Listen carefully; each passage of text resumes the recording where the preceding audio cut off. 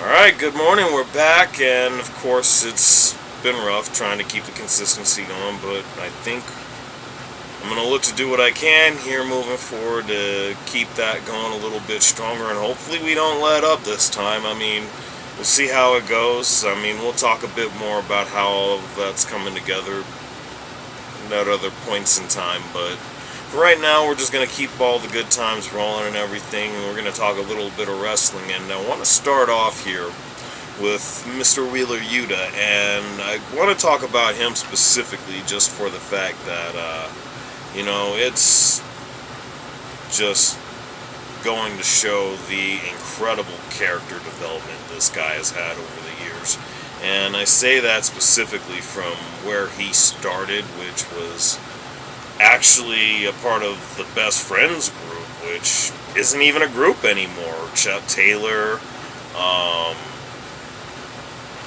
damn it, I don't know why, Trent Beretta, who actually was the one that ended up turning heel on him, and ironically enough, was also the guy that just couldn't stand Wheeler just to save his own life. And now all of this has come full circle, and look at Wheeler now. He's actually been a very, very intriguing part of what has to be the biggest storyline right now in all of AEW, which involves what was once the BCC, the British or the Blackpool Combat Club. Now it's pretty much the Mox World Order, as a lot of people have been coining it. I don't know if that's necessarily what they're calling it. I know that Mox isn't calling it that, but may as well be. Anyway, point being is that just the way that he's come along, and it was actually a thing to where him and Brian didn't get along at first when he first joined BCC and left the Best Friends.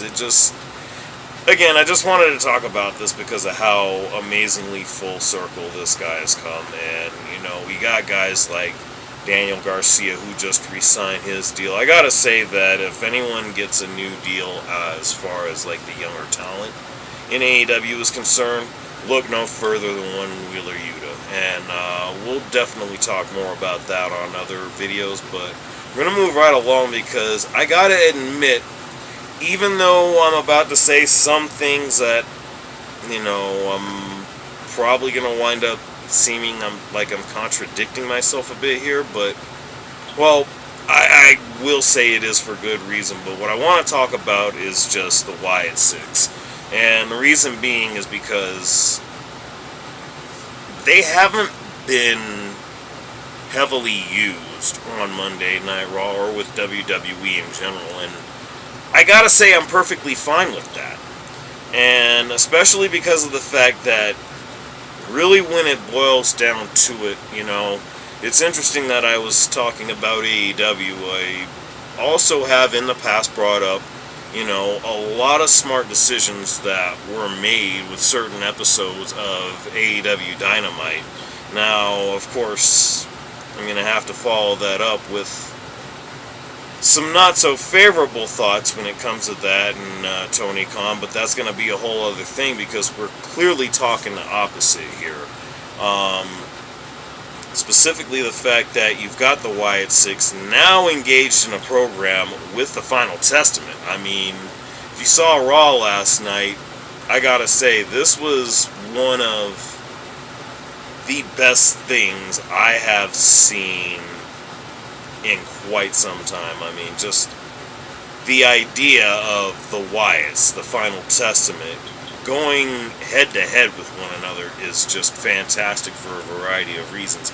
Never mind the fact that Uncle Howdy actually targeted Miz for a moment and ended up getting Paul Ellering in the end, but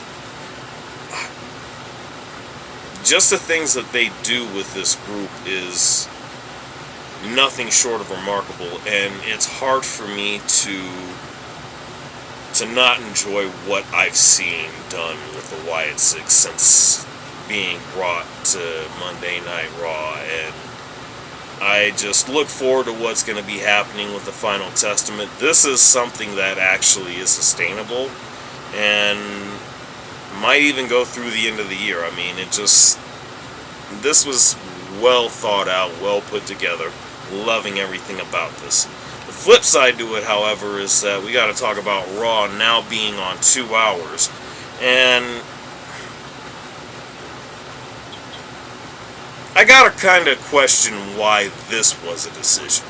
I talked about smart decisions, but this is something that I gotta question now. Because the past few weeks really, of getting 2 hours of Monday Night Raw, a lot of people have been welcoming to it. And I'm not gonna say that they're wrong for it. I will acknowledge that it is actually a bit refreshing being done with it an hour earlier.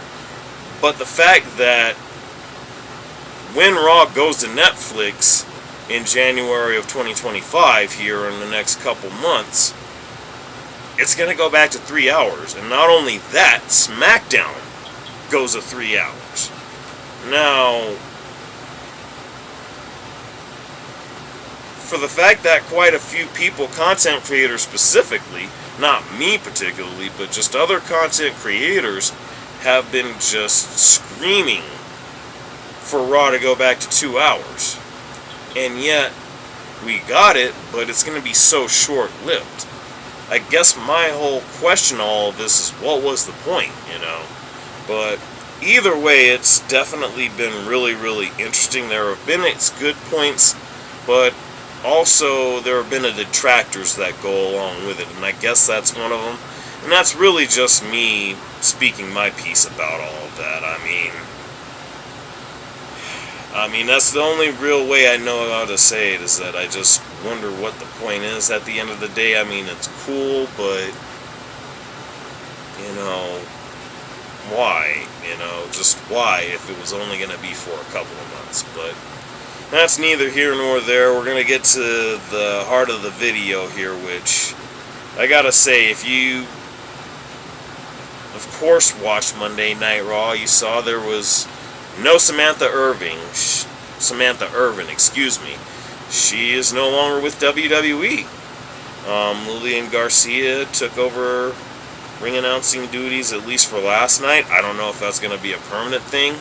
I would think that'd be beneficial for an Alicia Taylor, because you can move her from SmackDown to Raw, unless we're just going to be getting Lillian for the time being, which I'm perfectly fine with. Lillian has always been fantastic, and she's been great away from WWE with her podcast and a lot of other ventures that she's taken on. But that's what it boils down to, it seems, with Samantha Irvin. She seems to be interested in starting a singing career, and that's not terribly surprising. She actually has been seen doing the national anthem for the Raiders game in recent weeks, and I gotta say, this is really interesting with the timing. I don't know what her particular contract situation was, although there are those that actually expected this to happen the moment that Ricochet actually departed for AEW. I mean, I don't know necessarily that I disagree with that notion. I just, again, find the timing a little bit interesting, but that's just me.